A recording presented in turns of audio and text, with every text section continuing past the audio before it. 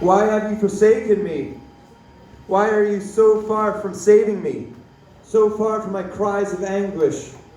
My God, I cry out by day, but you do not answer. By night, but I find no rest.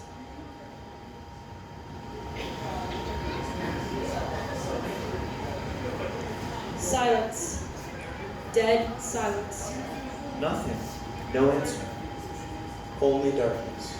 Eternal darkness. Is this what hell is like? No answer? God is so distant, I'm not even sure there is a God. God? What God? There is no God. I gave up on God a long time ago. Why? Well, the answer is simple, really. God gave up on me. You know how I know. I never got the answers to the questions I was asking.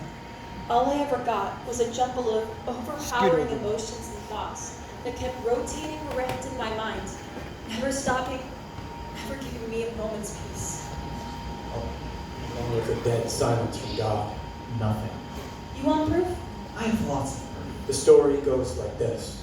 I traveled to Atlantic City for a job conference 2 years ago. Poverty was everywhere, except in the tourist district where I was staying.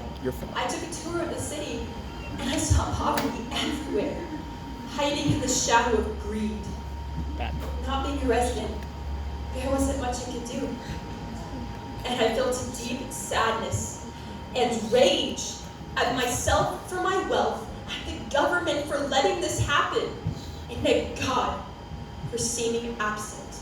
God has been absent in my house. My dad is the proof. My dad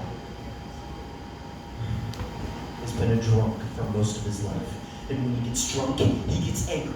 And when he gets angry, it's never a pretty sight. I have to protect my mom from his beatings, taking most of them myself. I hate him. I hate myself for not reporting him. I hate God for leaving me to defend myself. I hate him! My boss is constantly on my case. He's always berating, always asking for more work, longer hours. And I stay at the same pay grade the entire time.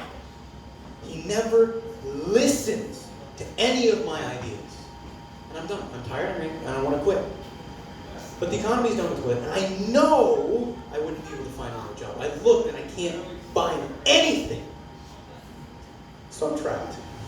And God? No help from God.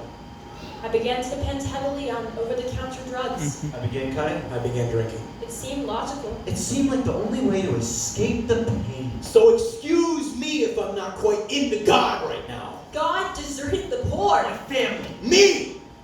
God put people in my life that I trusted.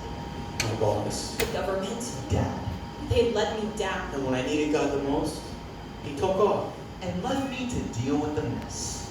So why should I trust God? Trust God? What a joke. I won't be a fool again. Because there's silence. Only silence.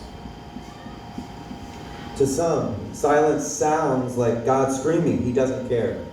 But God does care. He understands. He knows and feels our pain because he sent us his son, Jesus. Jesus willingly gave up the riches of heaven to become poor.